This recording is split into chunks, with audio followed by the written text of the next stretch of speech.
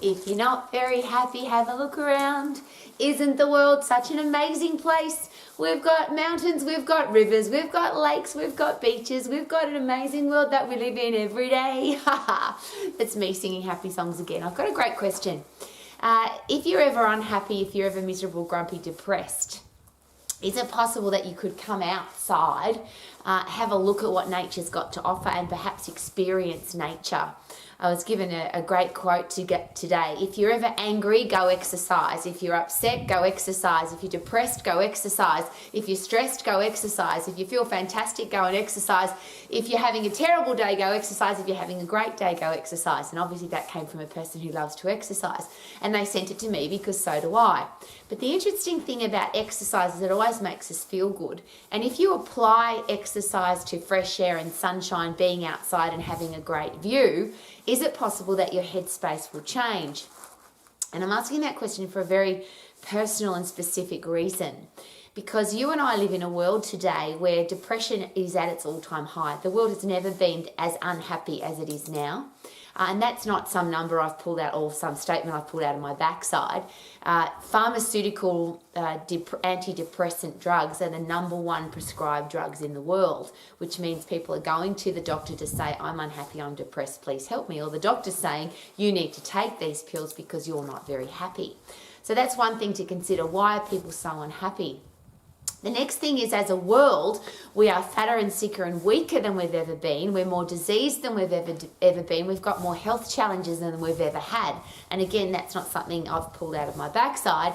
That the numbers tell the story. Coronary heart disease, type 2 diabetes, cardiovascular disease, osteoporosis, obesity, Alzheimer's, dementia, cancer, stroke, all of the killer diseases that are literally killing us very quickly and or slowly, they're at an all-time high. And as an exercise professional, as a teacher, as a leader, as an educator, and certainly as somebody that wants the world to be healthy, fit and strong, every day I'm asking myself the question, why is that happening? Why are we in such bad shape? Now, there's lots of reasons and people are analysing it, and all the big strategic companies in the world are giving statements to the government on here's what you should be doing. We need more parks, we need more bike paths, we need less sugar, we need less takeaway places, we need more activities in school, and there's a whole heap of ideas on how to get the world healthy again. Interestingly, none of that seems to be working because we're just getting sicker and fatter and weaker than again as the years go by. But why is that? And what's happened to the human brain that it seems to have evolved out of we need to move? And this is where a study of the endocrine system, the central nervous system, as well as the cardiovascular system, skeletal muscular system, seems to me to be really important. So if you are an exercise professional and you're interested in, okay, how does food give us energy to exercise, or you're interested in how to get bigger muscles, or you're interested in how to burn fat, should we, or would it be responsible for us as exercise professionals to also understand what drives the muscular system, what drives the skeletal system, what drives the cardiovascular and respiratory system, and how does that affect our health? And if I put it into a very simple, or into simple context, obviously the brain drives everything. And if our brain is unhealthy, if our brain isn't functioning at full capacity, is it possible that everything else won't work either? So how do we get the brain working incredibly well? And this is where it becomes very interesting, because the neurotransmitters and the endocrine system that work together to drive the rest of the body, they work most effectively at high intense requirement. So the human body hasn't evolved from being a fight and flight to get away from the wild animal, get away from the wild tribe, survival mode. So we're still living literally as cavemen, where if we're under stress, our human body will give us everything we need to get away from the wild animal. Now, we don't have too many wild animals chasing us anymore, but we seem to have high stress levels, and we seem to have people who are either wanting to run away from a big challenge or people who want to turn and fight the challenge. So you might be looking for, how do we get the world healthy, which is a really big challenge. How do we get our brain to think effectively to do that? Well, for the brain to work effectively, you have to force it to. It's like any other part of your body. That would make sense, wouldn't it? If you want to have strong muscles, you've got to overload them. If you want to get fit, you've got to get puffed, overload your heart and lungs. If you want to have a stronger brain, you have to overload your brain. You have to make it work hard. And when you do make it work hard, it produces the chemicals required.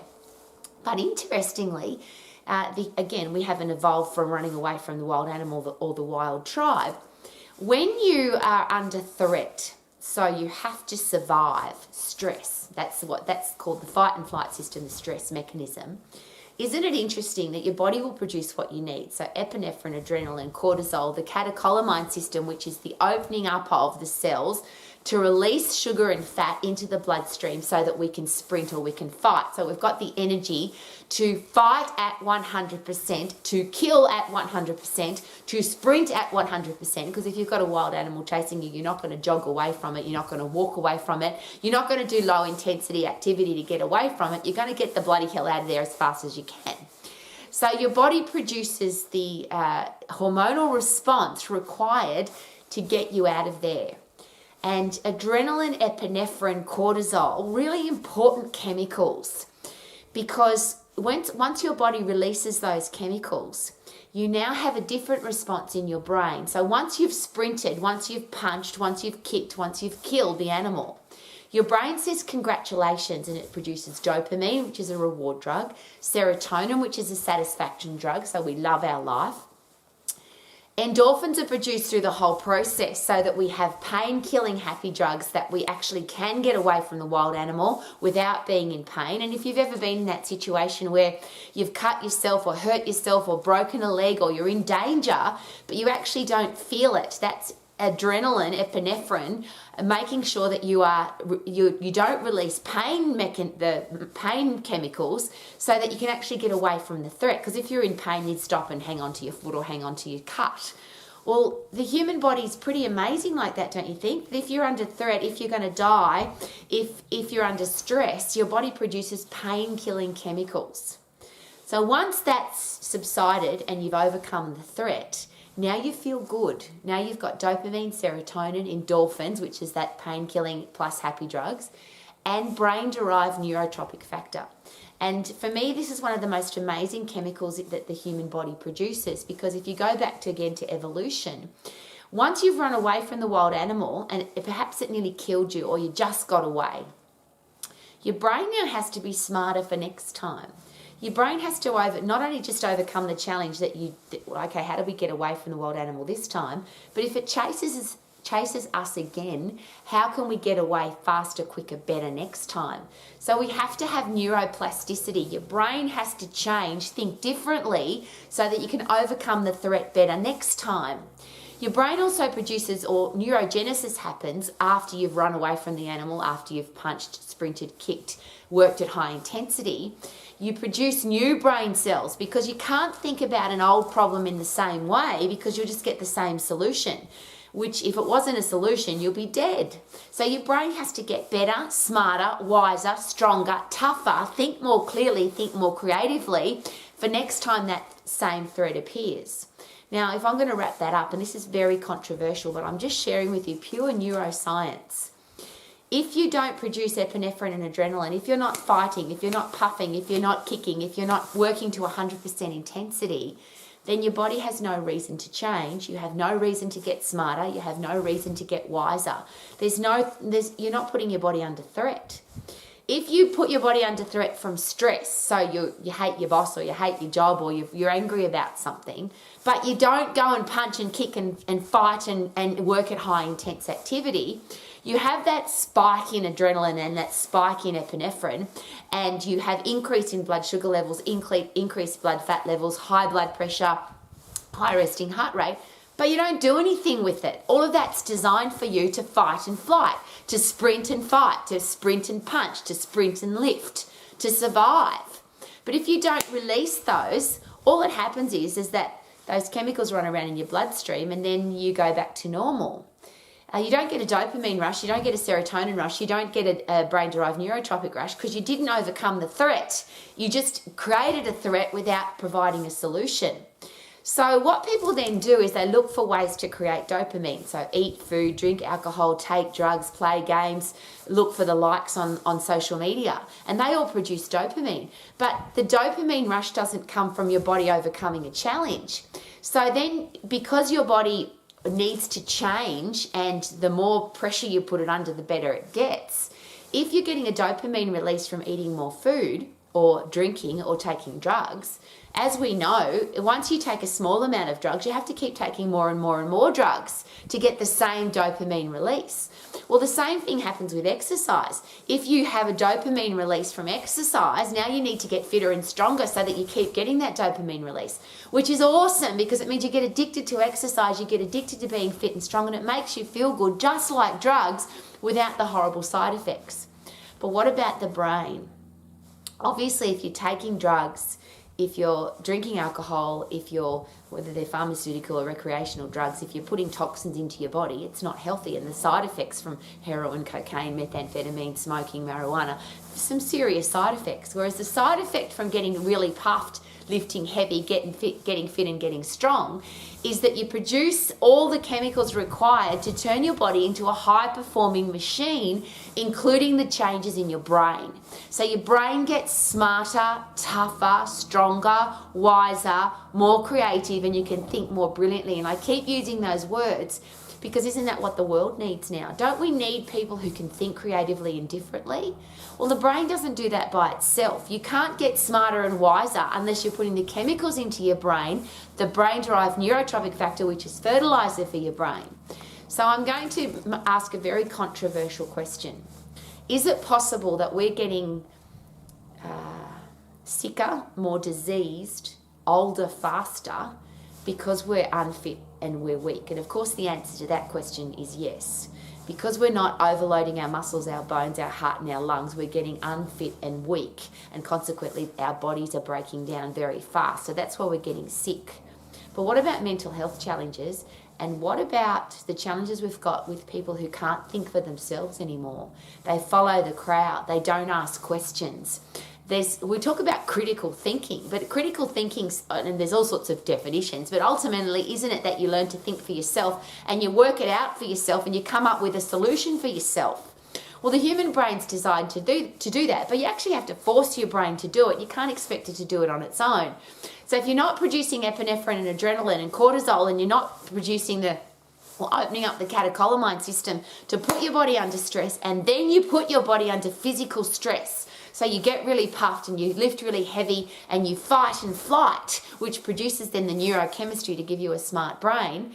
Is it possible that the brain is wasting away? Is it possible that we're becoming dumber as a society? We're not thinking for ourselves. We're not critically thinking. We're upset. We're miserable. We're depressed. And here's a great question. If you get really puffed, now you're producing dopamine, serotonin, and happy drugs. You're not even capable of feeling depressed. Your brain can't be full of happy drugs and feel depressed. When you take antidepressants, it's a synthesizing or a simulation of let's try and put or even out the serotonin levels in your brain, and let's try and increase the dopamine levels in your brain so you don't feel so unhappy. Well, isn't it awesome that when you exercise at high intensity, not go for a walk, not do a slow plod jog, not lift light weights, but when you put your body under intense stress, when you puff really hard, when you lift really heavy, when you really put your body under 100% phosphate fit activity, now you produce the chemicals for free that make you feel good, make you feel satisfied, make the pain go away. That's endorphins. It's a pain-killing neurotransmitter.